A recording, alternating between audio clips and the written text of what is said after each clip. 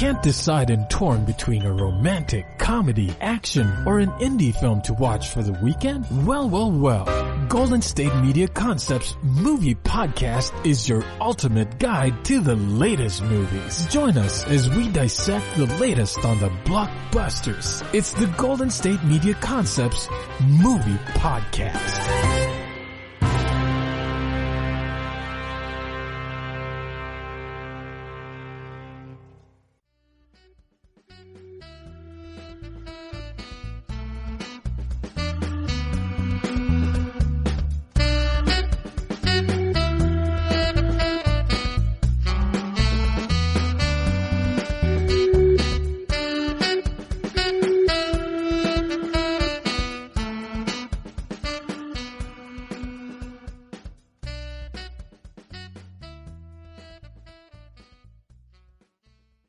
Hello, and welcome to the GSMC Movie Podcast, brought to you by the GSMC Podcast Network. I'm your host, Casey Baum, and I hope that you are all having a wonderful weekend. Today is July 5th, which means a very happy, belated 4th of July. I hope that everyone had a wonderful Independence Day, got the chance to celebrate it with their friends, your family, anyone you're close to, and we're safe and happy. And in spirit of the holiday, I figured today should be an American-themed episode. And given that I started in sort of mid to late June, I would have loved to do an episode on this, but I didn't get the chance. I really would have liked to do an episode celebrating Juneteenth. And so today I'm going to kind of combine those two things and have an episode celebrating the African American experience. So that's kind of the theme of the day. Have a very patriotic American episode in that way. And so the first film that I will be reviewing is actually a film that got reviewed the other day by Elizabeth called Da 5 Bloods, the new Spike Lee joint. She did a fantastic job reviewing it. You should definitely check out her review as well, because we have some differing opinions, which is super, super fun. And then the most patriotic American thing I could find for my weekly watch is also a new movie. So lucky you guys, you get 2 new movie recs this week. And so that movie is Hamilton. It's technically just sort of a filming of the Broadway show, but I thought it would be fun to review it as a film as well as a musical. That's streaming right now on Disney+. And then finally, my recommendation for the day is a movie that I rewatched a couple weeks ago, and that is Jordan Peele's directorial debut, Get Out. So those are the 3 films I'll be talking about, and I would have loved to do a top 5 list for today, but for some reason I just couldn't think of a good topic, or the topics that I came up with, I couldn't kind of come up with a good, concise list. So instead, we're going to have a little bit of a history lesson, which I would like to do a lot more in the future, whether it's talking about a genre or a film technique, or even maybe an actor or the history of a specific movie. So let me know on Twitter, on Facebook, what you would like to hear in this segment. It's going to be happening every now and then on any of my episodes, but for this week, I wanted to do an episode describing Afro Surrealism, a subgenre that was created in America, specifically celebrating African American culture. And so that's going to be the little bit of the explain segment at the end. So yeah, let's get into it.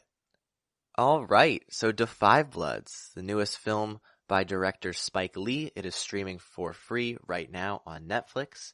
It stars Delroy Lindo, Clark Peters, Norm Lewis, and Isaiah Whitlock Jr., as well as a slew of other actors that you might recognize.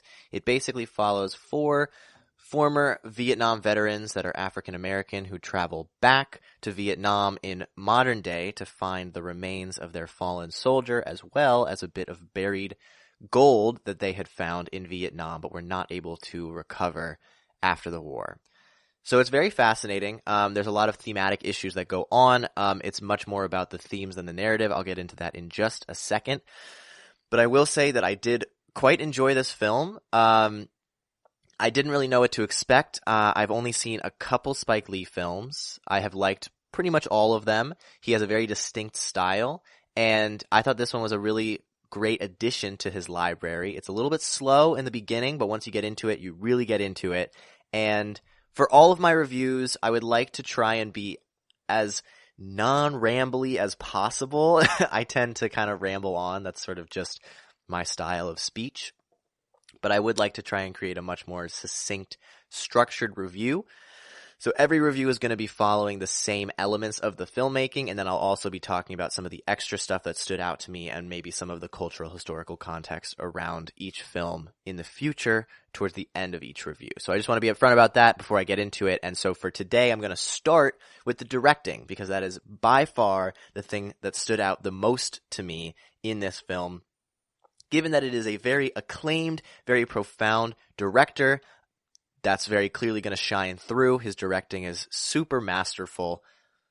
And specifically, I wanted to talk about how he directs a film, because it is exemplified very well in this movie in particular. So a lot of filmmakers around his class, his league, that started around a similar time, I think Wes Anderson, Quentin Tarantino are two directors that come to mind that are kind of in the same element as he is, just kind of the same vibe of a filmmaker, very well known, has been doing this stuff for a long time. The two of them have very specific styles that I think if you said that to pretty much anyone, whether or not they're a film fan would know what you're getting into. Wes Anderson has that very aesthetically pleasing, symmetrical, pastel color palette. Quentin Tarantino is much more lavish, focus on dialogue, very violent, pretty extravagant, and overly masculinized in a lot of his films. And the thing about Spike Lee is that his directing style is not nearly as apparent on the surface. So he makes films that are seemingly very traditional. The aesthetic is not overly sensationalized in any way. It seems pretty, I don't want to say boring, but typical might be the word for it. There's nothing really that stands out. But when watching the film, the thing that stands out the most is his directing technique, which is to make the film very theatrical. Almost every single one of his films that I've seen, and particularly this film, works like a stage play, which is very interesting. It uses techniques to make the audience aware that they're watching the film, even in an environment that is pretty clearly sort of just a traditional film environment. But a lot of the uses of dialogue or camera angles or editing is influenced by this idea of theater and could really function like a stage play, which I think is extremely fascinating and a really fun way to approach a film.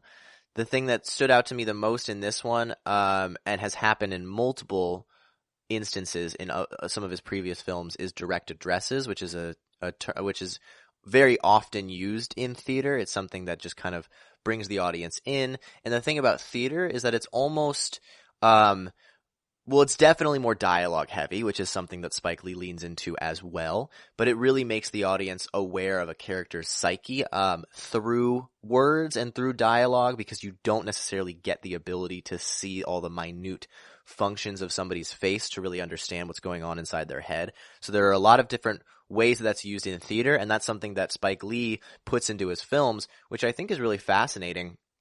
Because obviously, like I just said, film and theater have a very specific language that wouldn't necessarily translate to each other.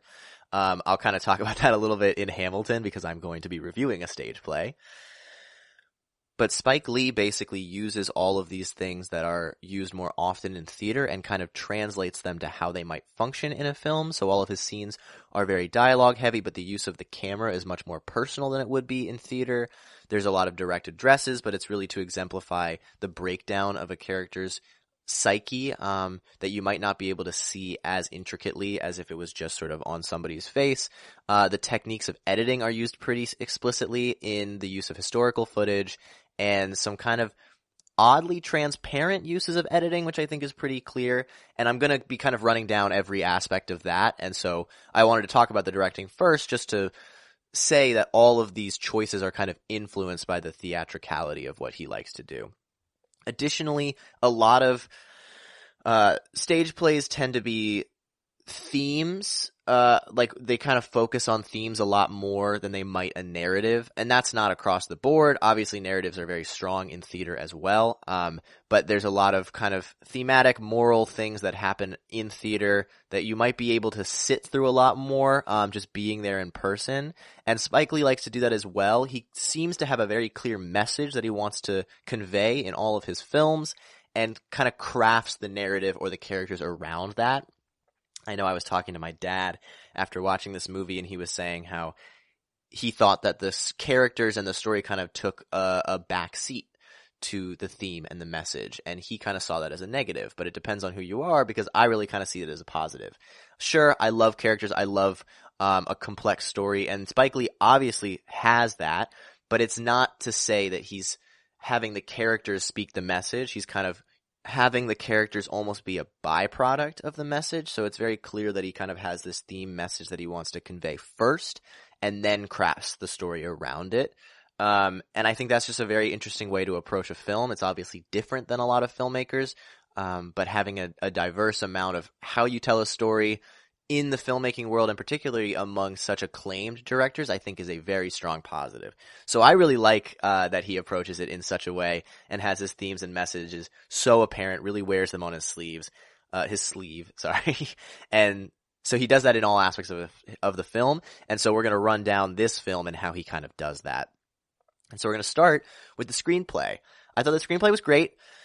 The beginning is very slow, I will say that. It definitely took me a minute to get into it. Much like theater, it's a lot more nuanced and slower paced kind of in the beginning to really get you into it and understand where the characters are coming from. So a lot of the beginning is used for character building moments, a little bit of plot driven for sure, but really focused on understanding the relationship of these characters with these really long, fleshed out dialogue scenes, which I will say that I enjoyed, but I can't really say that I was fully invested until about a third of the way in, probably 45 minutes to an hour into the movie. It's a fairly long movie, just FYI, it's about 2.5 hours. But I can't say that I was really, really into it until that kind of 1/3 end of the first act. There's a pretty clear narrative moment in the story where you kind of know, all right, now we got the story set in motion, and it wasn't really until then that I was fully into it, I will say that. But definitely, once we get past that, the pacing kind of rises exponentially, and the intensity of the film definitely rises kind of moment after moment, because in the beginning there are definitely some little outbursts of either action or not violence in the beginning, but definitely some strong language, some fights going on, but those are very few and far between in that first hour. But then once the characters make it to a specific point, it kind of starts to happen much more often, and the intervals of peace sort of in between are a lot fewer, and so the pacing definitely rises and the intensity rises, which I think works really well for the pacing. So it might take a minute to get into it, but once you're into it, you are definitely into it. And another thing that Spike Lee, I think, likes to do that works really well in this film is there's really great scene work. So a lot of films are much more focused on the narrative and having the scenes flow together, which is great. I love that for specific movies.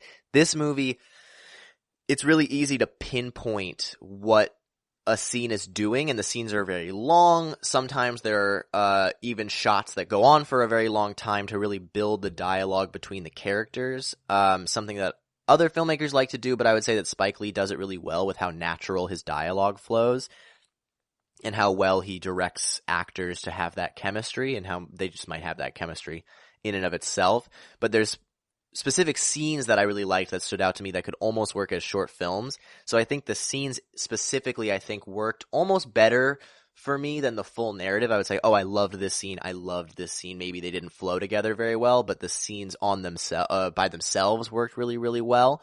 So he's really good at that scene work, which I think is really very interesting. So with that scene work, there are these long scenes of very natural dialogue that flow in the scene extremely well, and the chemistry among the characters are so well crafted.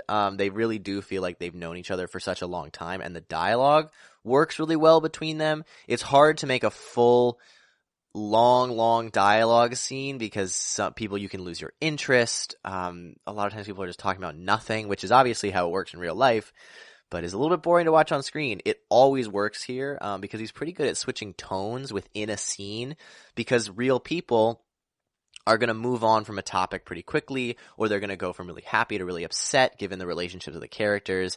And these characters like to hold each other accountable for sure. And so I like the tone switches within each scene. And he really gives these scenes time to breathe so you can understand where each character is coming from, which I really enjoyed.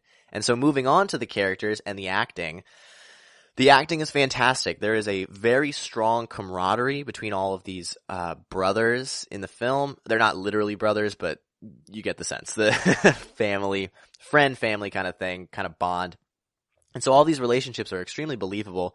And that is a credit both to the individual acting, but also to the acting among a group, because it definitely is an ensemble film.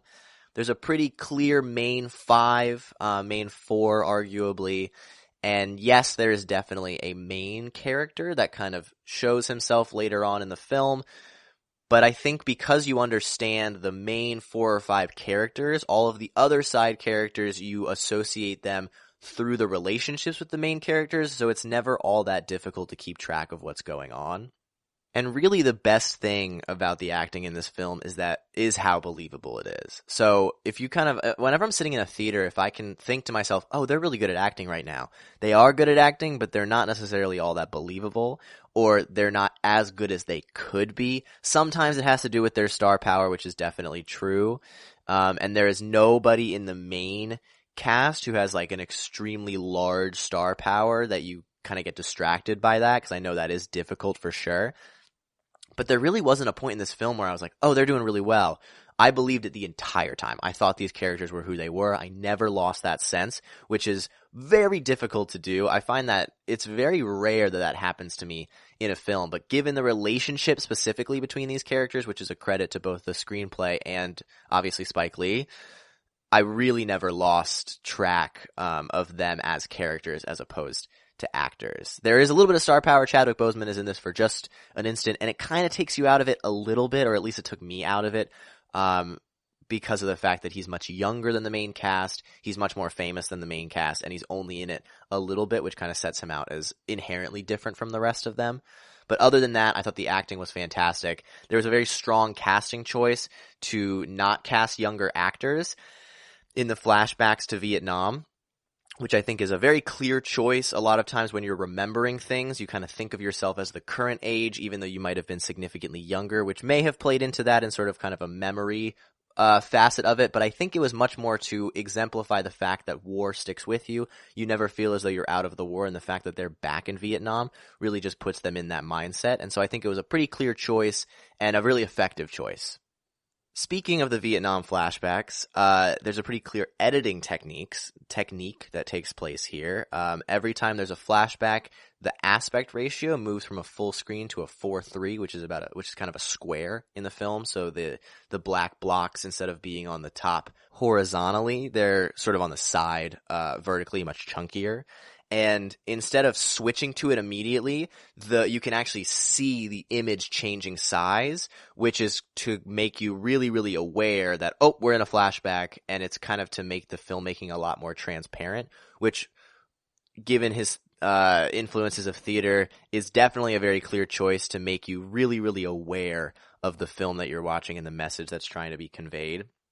Additionally, with the editing, there is the use of historical footage, historical images, which is something that I've really never seen in any other major director's sort of style, and I like it quite a bit. It's almost documentary-like. He treats a lot of his films, given the message and the way he edits, kind of like a documentary sometimes, and so I think it's really effective in conveying the message that he's trying to get across, because a lot of times he focuses on the message more than he focuses on the narrative, and all of his filmmaking techniques are kind of led by this thought process.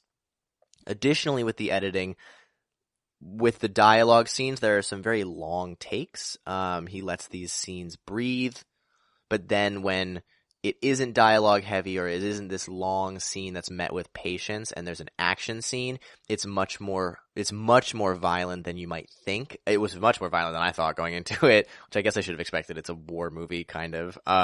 But the action feels a lot more visceral, and it definitely gets you a lot more than it might in a heavier action-paced movie. But because there are all these slow, methodical scenes, the action kind of comes much more abruptly, and therefore is much more effective.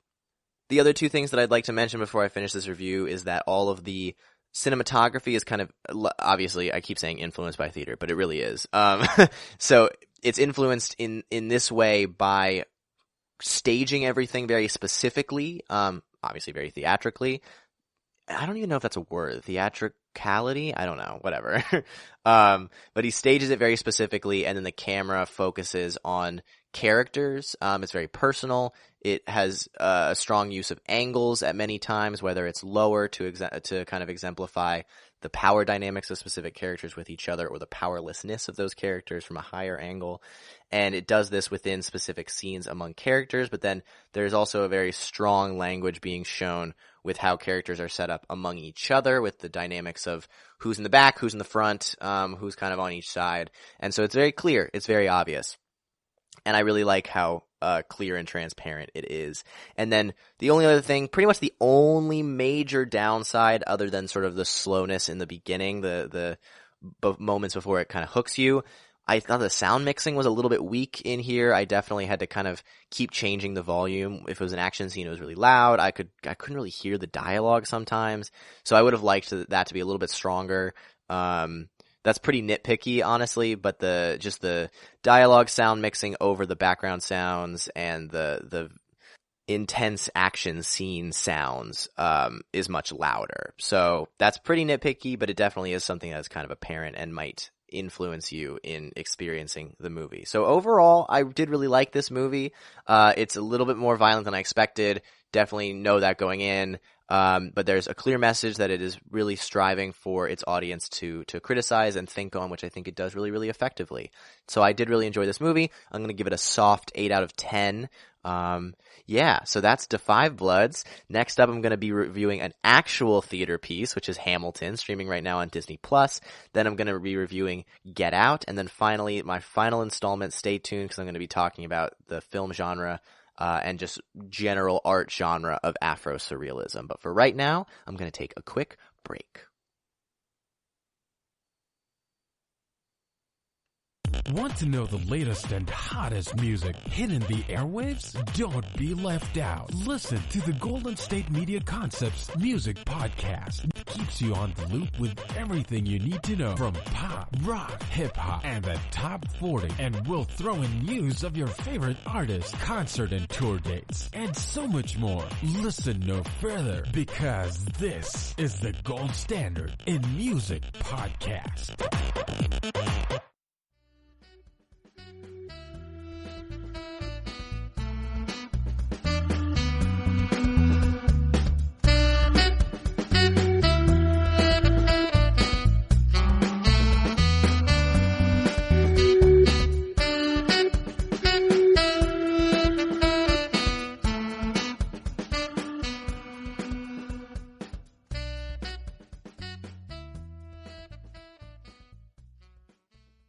Welcome back to the GSMC Movie Podcast. I'm your host, Casey Baum. If you are just tuning in or skipping around a little bit, I have just given my review of Da 5 Bloods, the newest Spike Lee joint. I'm now going to be talking about Hamilton, streaming right now on Disney+, and then I'll talk about Get Out, the directorial debut of Jordan Peele, and stay tuned until the very end where I explain the subgenre of Afro Surrealism.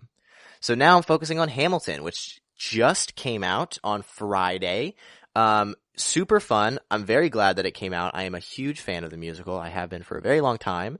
I am going to be reviewing this pretty solely as a film, which is going to be hard because it's not a film. It's a musical. It's a Broadway show.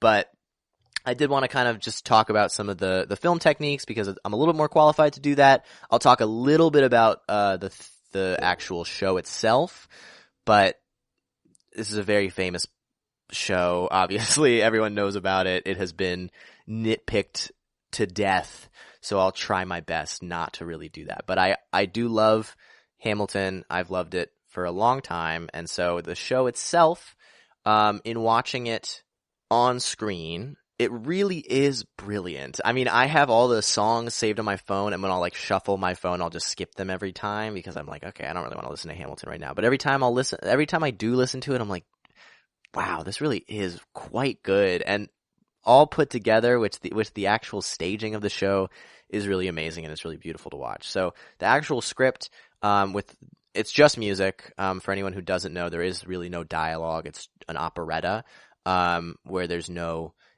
intermittent dialogue between the songs. I really am not a fan of operettas overall. There's a pretty established notion in musical theater. I forget who said it. I mean, I know my dad told it to me, but it's like you guys probably don't know my dad, so you might need somebody with a little bit more credibility. Somebody with more credibility has said it. I don't remember who or where it was, like what article, but musical theater, basically a song kind of comes up when the emotions for a scene are too strong to actually speak it. And so that's one of the reasons why I don't like operettas as much, because many times, to me personally, they feel kind of emotionally flat. Whether or not it's a high emotion, everything is kind of the same emotion. Things with petty arguments versus worldwide global fiascos are kind of met with the same emotion to them, which doesn't always work for me in a musical. You want sort of those emotional highs and lows. But the reason Hamilton works for me is because there's a very strong use of genres that blend in and out. Obviously from hip hop and rap to traditional Broadway ballad to 90s boy band inspired songs. And because of that, you can kind of get those emotional highs and lows with the difference in genres, which I think works really well. And specifically, the songs are very efficient. There really is no fat. I mean, Lin-Manuel Miranda was working on this for a very long time, so he knew what to cut, he knew what to keep. And it shows. There, even the songs that you think might be throwaway songs, like I Know Him, kind of just move the plot forward and make the audience aware of the historical context that might be happening, whether or not it's as relevant to some of our main characters.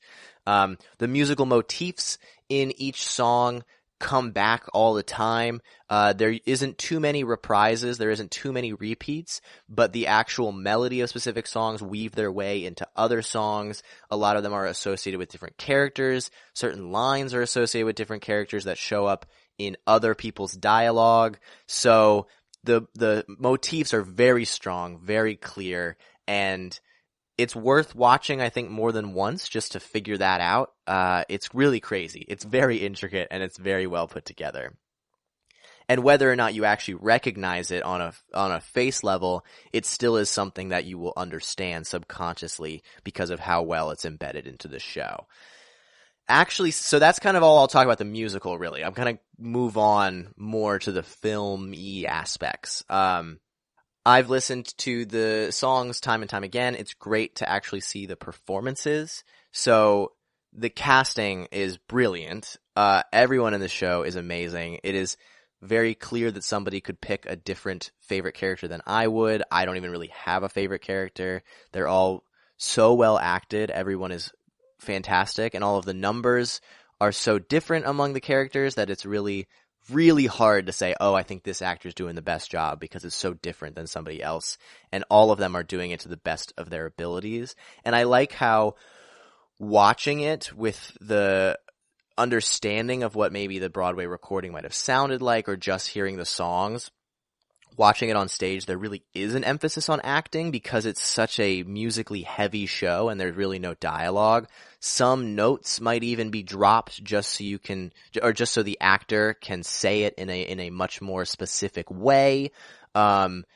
I think of the King mostly in this scenario, but then there are also instances of Hamilton saying it, of Jefferson Lafayette saying it. So there are some very clear acting choices that are being made that really enhance the song, even for somebody who is so familiar with the show as a lot of you might be.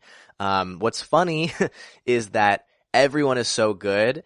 Lin-Manuel Miranda is kind of the weak link of the show. Obviously, he wrote the show. He's a fantastic creator, and he is really a good actor and a good singer, but compared to a lot of the rest of the cast, he's a little bit weaker, not quite as strong of a singer as a lot of them. But he does kind of have a specific kind of nasally, almost whiny type, higher-pitched singing voice, almost a talk singing voice than a lot of the other actors, which actually really works for Hamilton's character, particularly in the beginning and the middle of the show.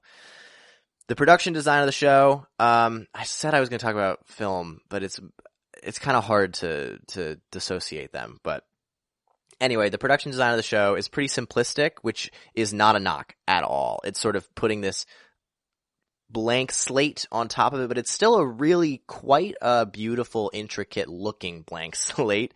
The stage is really well put together with the wood staircases and balconies. All of the costuming is relatively plain. There's sort of this tan color palette, which I actually think is important because it sort of makes every other skin tone stand out, which is a very clear point of the show. Having a lot of different skin tones in the show, making it very diverse. And so having the costuming sort of be a plain, tannish sort of looking piece, it makes everything else pop, and it makes you aware of everything else, which I think is pretty important to the motifs and themes of the show. The stage itself also is functions as a turntable, which both works in a theatrical sense with a lot of time freezes and moments of characters being in different places at different times on a pretty blank stage. So you got to make sure people are aware of that through the lighting and the staging. But then also it's very hip hop and rap influenced, and so having it be a literal turntable is a pretty clear choice that I think works very, very well. Moving on to a much more clear aspect of the filmmaking here, which is the cinematography. I will say that as much as I love this show, the actual filmmaking of it isn't all that interesting, which isn't necessarily bad. I only say that because you should be aware of it. I don't think it takes away from watching the show. I think it is definitely still worth it. And obviously it was a filming of the Broadway show. It isn't a film, so that's not lost on me by any means. But in filming it, it's not all that dynamic. Pretty much everything is strictly functional. In fact, some of the cinematography I would have wished actually held on characters longer or almost had some more wide shots so we could see really everything that's going on. There are some good moments of focusing on specific characters or specific character relationships, but overall I would have liked to see longer takes, just different arrangements, maybe a lot more wider shots. There's one or two, I think, kind of images that I was like, oh, this is great. This is a really great shot. But there's definitely not all that many of them. It's pretty functional. And then that goes along with the editing as well. There are a lot more cuts than I would have wanted, to be completely honest. Like I said, I would have wanted there to be some longer takes, and a lot of the cuts kind of distract you from the songs and the performances sometimes. So it's a little bit fast. It doesn't give you that patience, that room to breathe that I had talked about into Five Bloods. And so if anything, I would say the filmmaking is actually a little bit weaker than it could have been. But that's just saying that it's hard to take the language of film and translate it to an actual Broadway show. I would have actually preferred a lot more of just taking the Broadway show and just putting it on screen as opposed to trying their best to translate it. The other major filmmaking point I will say is that the sound mixing is fantastic. It's very clear that this is not just the original Broadway recording sort of like copy and pasted onto the performances, because there are some very clear differences in the acting, and everything syncs up really well. So I have to assume that it was mostly body mics because this was recorded without an audience, if not maybe some extra ADR in the studio. But either way, it must have been very difficult to edit all of the sound together.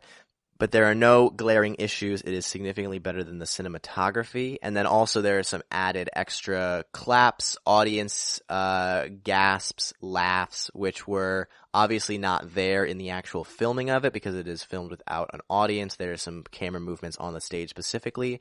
So taking the time to add that and really make you feel the atmosphere of the show as much as possible, I thought was really smart. So that's Hamilton. I do really love this show. I would have wanted the filmmaking to be a little bit better. It's pretty functional, and if anything, it's a little bit weaker than it could have been. So from a filmmaking standpoint, I'm going to give this a strong 5, soft 6 out of 10. But overall, I would say it is very worth it if you haven't seen it. Even if you have seen it, it's beautiful. It's a fantastic show and very entertaining, even if the filmmaking is fairly subpar. So that's Hamilton. Next up, I'm going to give my review of Get Out, and then finally, stay tuned until the very end where I talk about the subgenre of Afro Surrealism. But for right now, we're going to take another quick break. Tired of searching the vast jungle of podcasts? Now listen close and hear this out. There's a podcast network that covers just about everything that you've been searching. Hey! The Golden State Media Concepts Podcast Network is here. Nothing less than a podcast bliss with endless hours of podcast coverage. From news, sports, music, fashion, cooking, entertainment, fantasy, football, and so much more. So stop lurking around and go straight out to the Golden State Media Concepts Podcast Network. Guaranteed to fill that podcast itch. Whatever it may be. Visit us at www.gsmcpodcast.com. Follow us on Facebook and Twitter, and download us on iTunes, SoundCloud, and Google Play.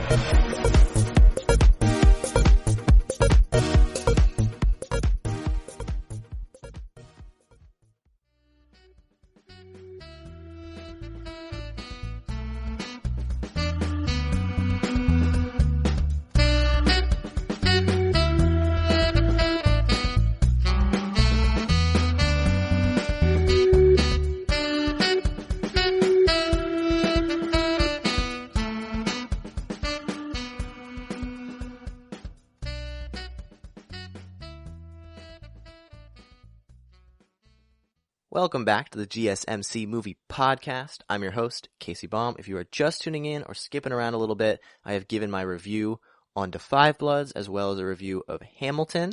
I'll now be talking about Jordan Peele's directorial debut, Get Out, and then stay tuned until the very last segment where I talk about Afro Surrealism.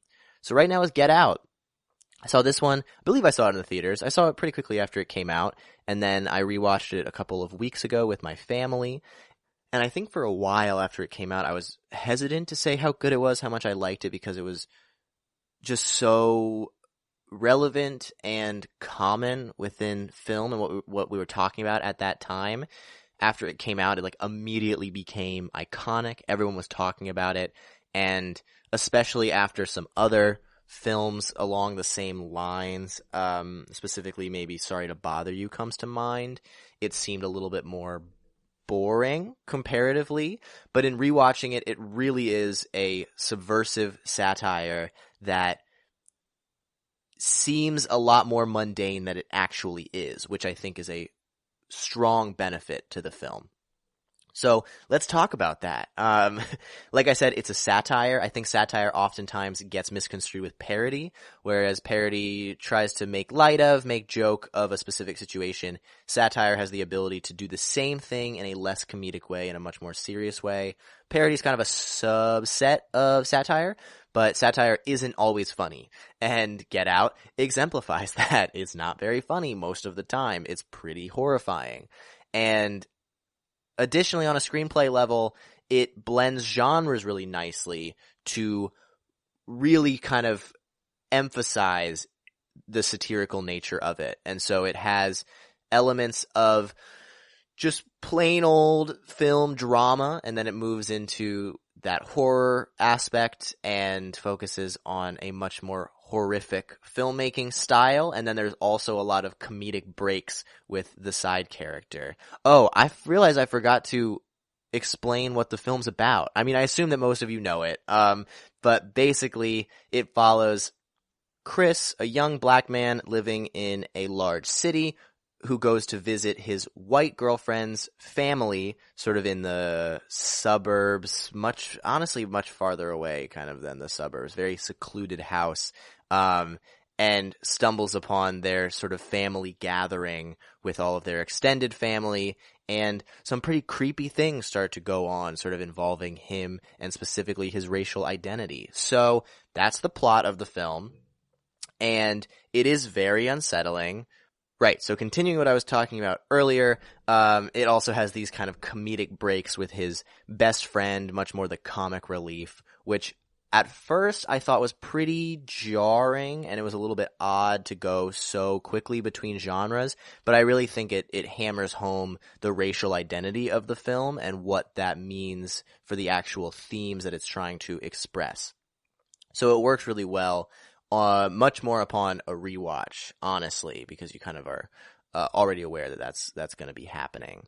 So blends those genres really well. Those genres are meant to emphasize who each character is, what their personality might be, and their opinion on the situation going on at the present time. So from a screenplay standpoint, this is very effective. Additionally, in the writing, there's some pretty clear, pretty effective foreshadowing. I will say that it might be a little bit heavy-handed at times, but then there are also times where it is pretty subtle.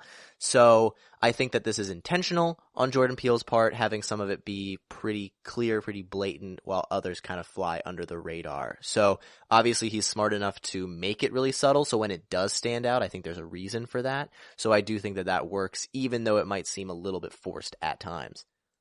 Moving on to the performances and the acting, Daniel Kaluuya, this is the first time I'd ever really seen him in anything other than maybe Black Mirror, and he is outstanding. He really carries this movie, and he carries the performance.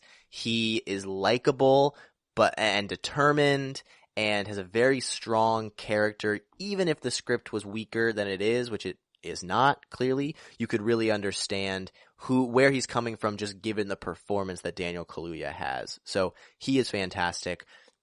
And what's really fun is that he plays the sort of straight man in this absolutely absurd scenario, and everybody else in the film sort of has this slow descent into this comic, almost over-the-top theatrical. I keep mentioning theater in this, but I think it's good. I think movies should be influenced by theater. But anyway, sort of this over-the-top nature of their characters, and it starts out a lot more realistic and then moves into this almost comic-y villain bracket. And all of the characters are pretty over-the-top, pretty silly by the end of the film, except for Chris, which I think is kind of just to emphasize Chris's character and how much of just a normal guy he is compared to everybody else, and then how absurd and surreal and over the top everything else is going on.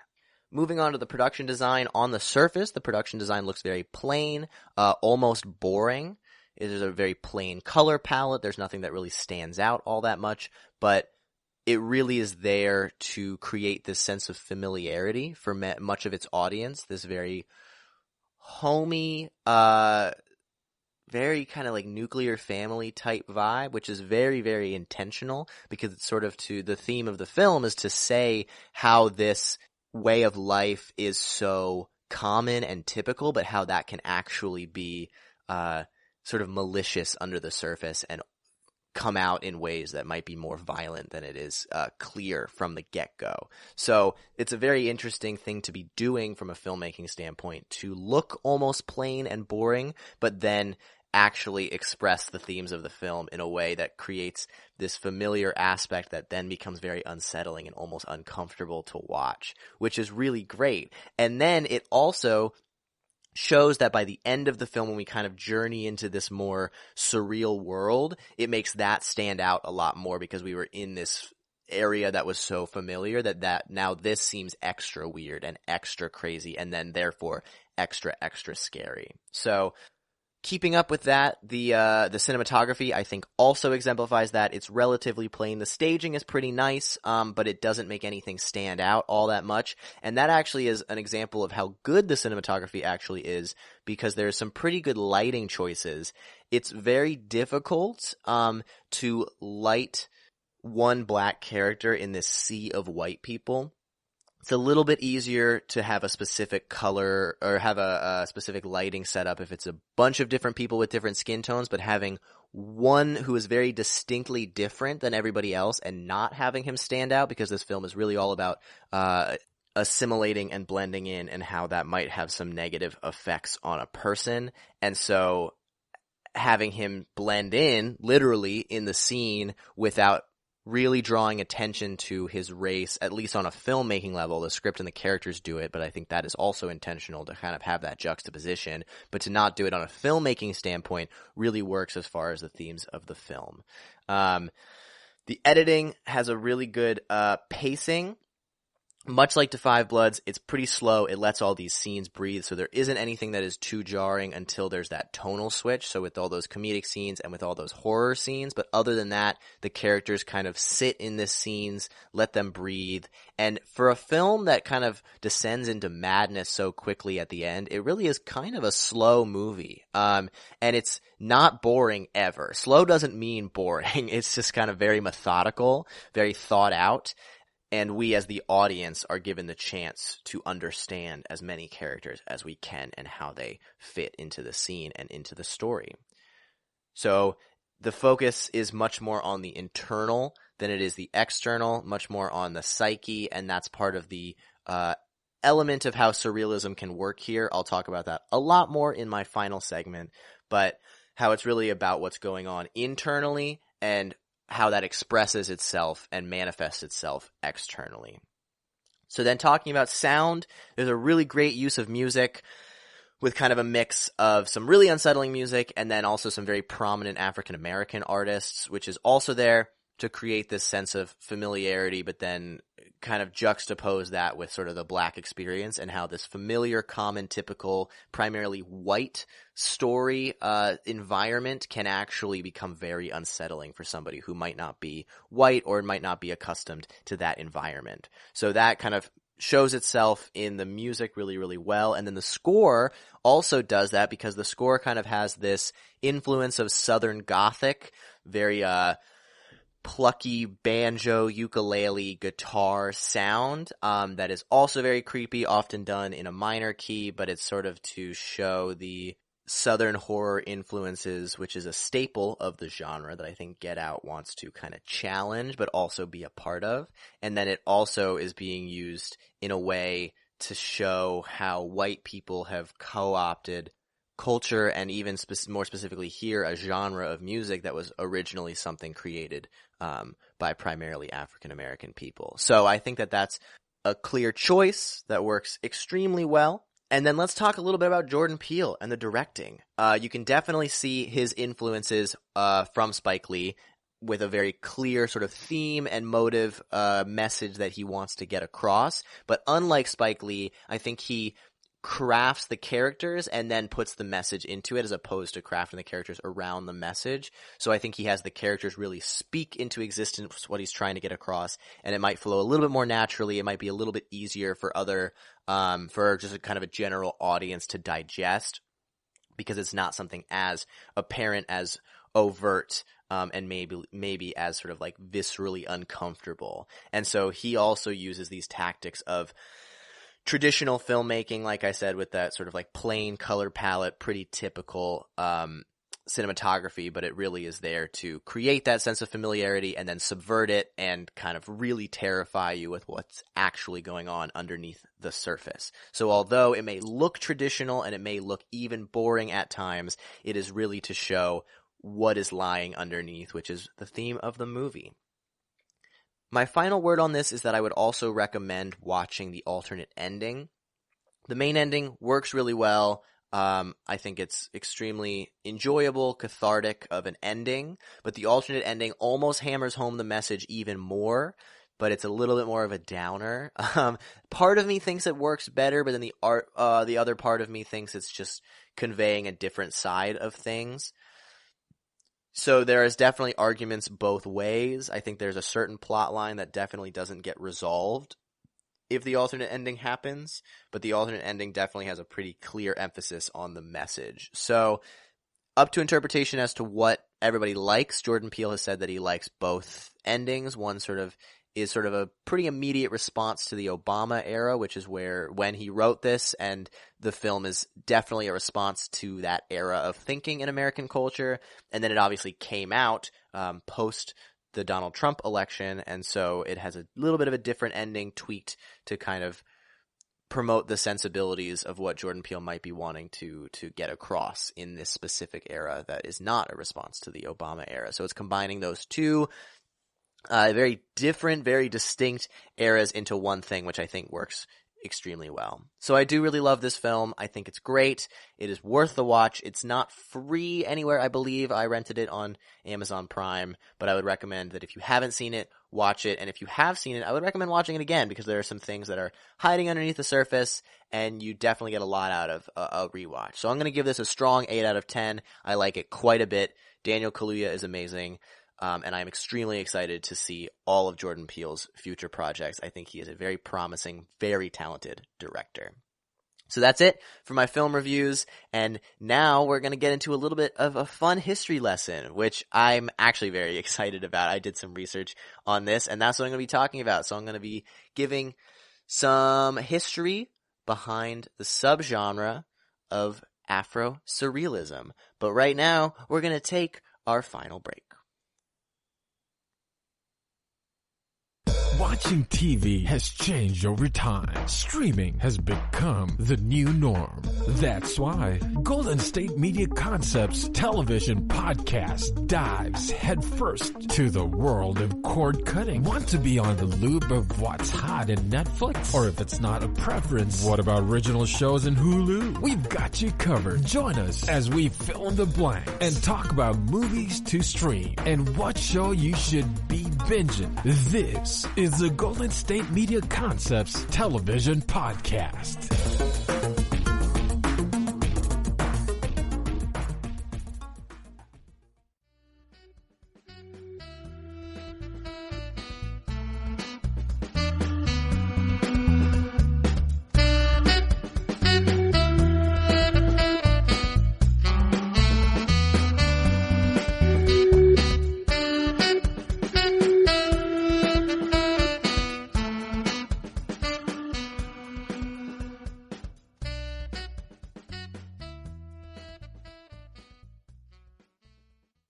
Welcome back to the GSMC Movie Podcast. I'm your host, Casey Baum. If you are just tuning in or skipping around a little bit, I have given my review on Da 5 Bloods, Hamilton, and Get Out. And now I'm going to be talking about a specific subgenre of American film and American art called Afro Surrealism.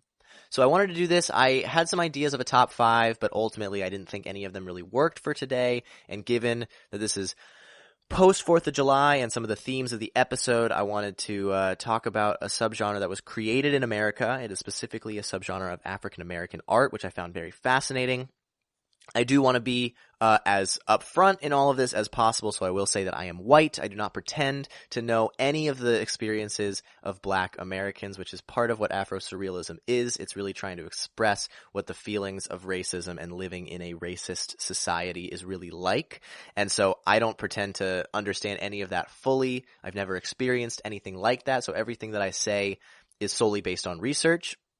But I do know that I have this platform, I have this ability, and I would love to shed light on this subgenre because I find it very, very fascinating, and I hope that you guys do as well, and are also encouraged to do your own research on it. Find out a little bit about it that I might not be able to say here because I don't know as much as some people who have studied this or some people who have even made some stuff on it. So let's get into it. With all that out of the way, we're gonna talk about it. And you can't understand Afro Surrealism until you understand Surrealism. So what is Surrealism? Surrealism is an artistic movement that started in France and Belgium, that area, post World War I. It was started by André Breton, who wrote the Surrealist Manifesto in 1924, but it was actually a phrase that was coined in 1917, so it's a little bit before that. And it is influenced by a lot of other artistic movements that definitely have their roots in political movements as well. A lot of artistic and political movements are inseparable, and from the inception were started on that, and this is no exception. But some of its influences are Dadaism, which came pretty immediately before it, which basically says that everything doesn't make sense, reality is crazy, and it exemplifies randomness and just sort of the absurdity and the uncomfort, and actually trying to make the audiences extremely uncomfortable. Like, that's part of the point of Dadaism. And then Symbolism, which came before Dadaism, takes these principles of understanding the subconscious by trying to create art that is basically just a stream of consciousness, not focused on creating anything literal at all. And it's making kind of symbols out of that. So it's nothing literal. It's a lot of shapes, a lot of just kind of crazy sounds, crazy things going on. So that is a very poor explanation of both of those things, but it's just a little bit of a brief understanding of where Surrealism is coming from. So it takes influences from both of those things and takes a lot of the political implications of Dadaism and a lot of the artistic and thesis statement of symbolism and puts it into a much more of a literal, realistic context in a sense. So basically the thesis statement of surrealism is saying that there are these contradictory conditions of dream states and reality, right? You've got your subconscious, you've got what you're dreaming about, which is very different and, as they say it, contradictory to what reality is, what we're seeing, what we're perceiving. And so surrealism is trying to combine the two of those to create this super reality or surreality. So that's where the term comes from. It's a super reality of combining the dream state, combining the real state, and putting it together to create something super real. So it's really focused on realism in a non-literal way, which I think is awesome. I've always loved surrealism because currently surrealism is kind of a catch-all for anything weird, which isn't necessarily wrong, but this is ultimately where it's coming from.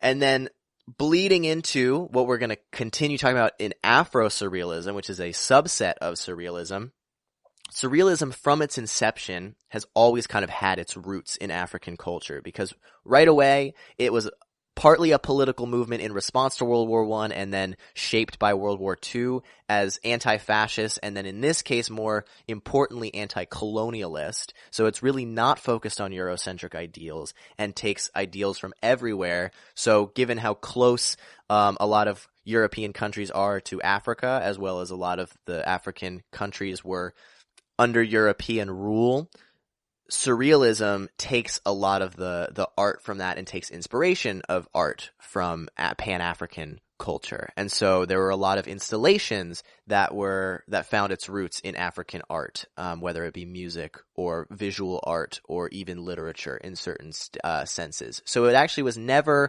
focused on solely being, if at all, Eurocentric and actually took a much more global perspective and specifically an African perspective. And so in response to that, we're segueing into Afro Surrealism. Don't you worry.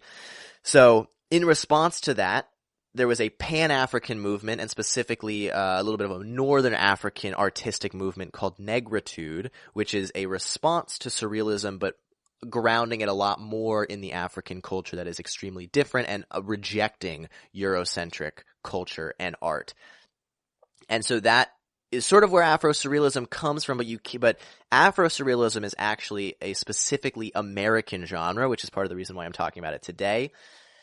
It's an African American expression of what it's like to be African American in America, and it was coined in 1974 by Amiri Baraka, who is describing the works of Henry Dumas, who was a poet and wrote a lot about the Black experience in a very surreal way.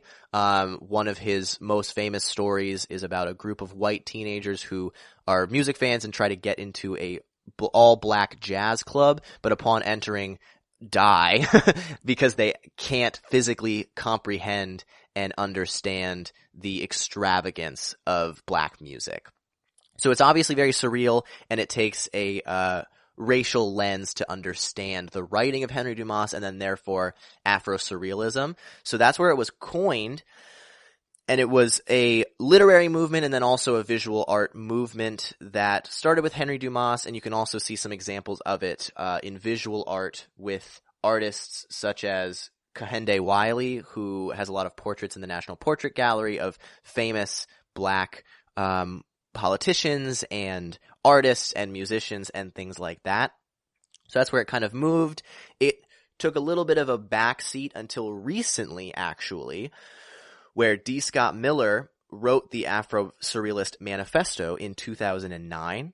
And so basically the thesis statement of Afro-Surrealism in this case is to say that in a society and a culture that treats normality as whiteness in a lot of cases, that any experience that is other, quote unquote, is inherently absurd and surreal. And so it's really there to express what it's like to be Black in America in a way that is real and not literal, much like surrealism in general, but specifically focused on race and Black culture. And in a society that is inherently racist, it is very difficult to understand what it's like to grow up in experiencing racism if you haven't actually experienced it. So it's there to express what that feeling might be like in a very real way, but not necessarily a tangible way. which is something that is obviously very fascinating. And it's just saying how absurd and surreal it is to be growing up in a racist culture and be the recipients of such a language or culture. So it obviously has a focus on race, and because it's strictly American, it also has a focus on the ongoing trauma and effects of slavery and Jim Crow. So that obviously breeds itself into the art just by nature. And the thing that I find most fascinating is how it's found its way into film. So this is actually not a very well-studied subgenre. It's relatively new in the grand scheme of things, and has really popped up a lot more recently, so it's really being studied kind of currently, which is great. It's really cool to experience that sort of in real time.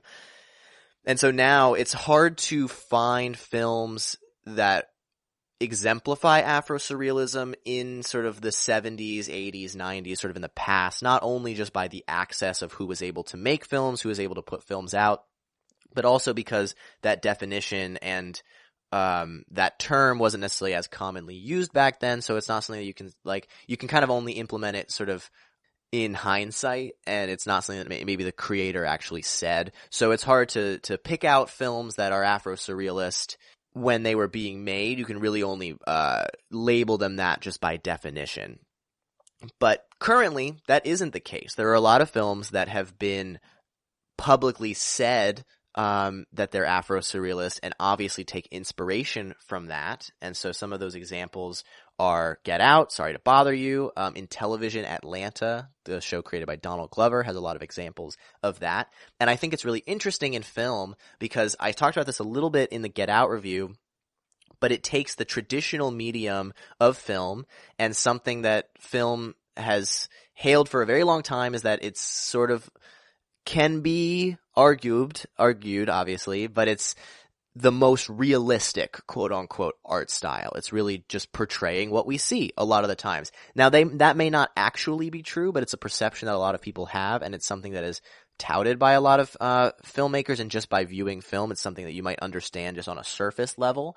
And so using this traditional medium and then subverting it in a way that focuses on race that may be uncomfortable for a lot of people is inherently Afro-Surrealist, and then moving that one step farther and making it very creative and extremely extravagant and obviously very weird in a lot of senses will create this response in its audience that may make them uncomfortable, but then will force them to think about the message of what the film is trying to say.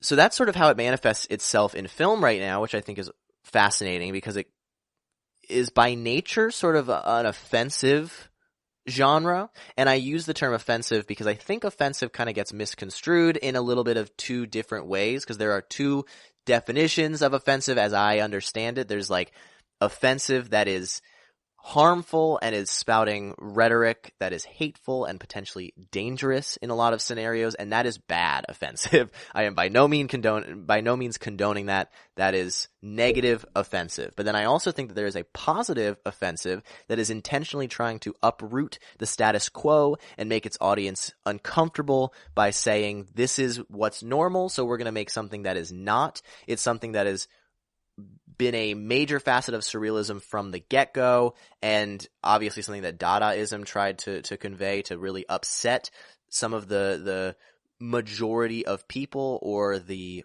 upper class in a lot of senses. So it's really something that is supposed to challenge the status quo, and even if we're living in a status quo that is seen as positive, it is important to challenge that to understand why that might be the case and why it could be better. So I think it's really important to have mediums that are offensive in a positive way to sort of challenge the status quo, and not in sort of that harmful, hateful way, because that is a different side of offensive. And so Afro-Surrealism in film, as it functions, is really trying to uproot that status quo, challenge what's normal, and in a sense be offensive and be uncomfortable, which I think is really, really hard to get across in a way for a lot of people. People don't necessarily see it as a positive all the time, but I think it is really important, particularly in art and film. It's also found its way into music videos very often. Music videos are surreal by nature. I remember complaining as a kid that no music videos actually had anything to do with the song they were talking about, but that's kind of intentional. It's taking this surreal look.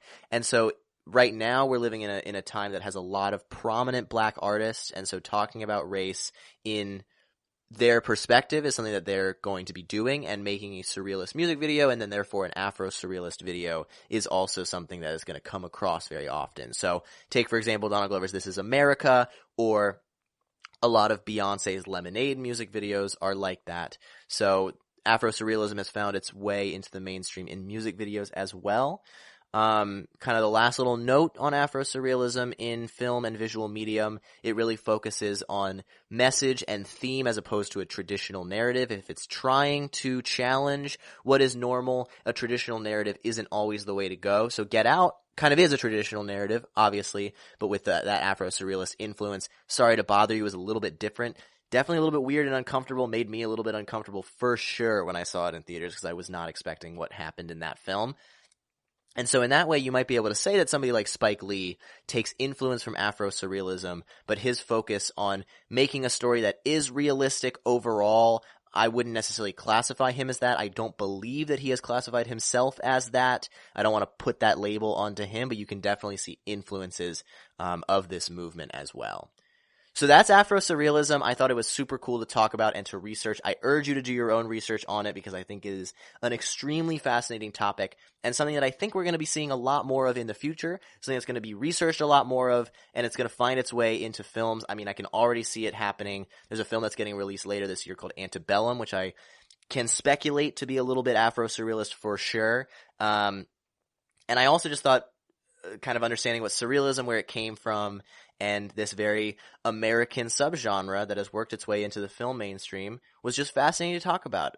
So I hope that you liked it. I would love to hear your comments on that, on the episode, on some other things you might want me to talk about. So tweet us at the GSMC_movies on Twitter. We're reading those. We're seeing what some of those tweets are. And we love to hear your thoughts. We love interacting with you guys. So definitely let me know what you think. If you have been listening to this podcast regularly, I assume that you have noticed that we got 2 other hosts now, which is super exciting to hear some other perspectives. So I would urge you to go listen to some of the other episodes hosted by Elizabeth and Shub. They are fantastic. They really know what they're talking about. And hearing some other diverse opinions is really important to understanding how film works in general, and to create your own opinions on these films. So thank you guys for listening. I hope that everyone is staying safe and staying healthy and having a really wonderful weekend. And I hope you liked this episode. And as always, thank you for listening to the GSMC Movie Podcast, brought to you by the GSMC Podcast Network. I would like to ask you to please remember to subscribe to the show and write a nice review, because that does really help us. Also, if you can please follow us on Facebook, Twitter, and Instagram. I have been Casey Baum. Thank you, and have a good night.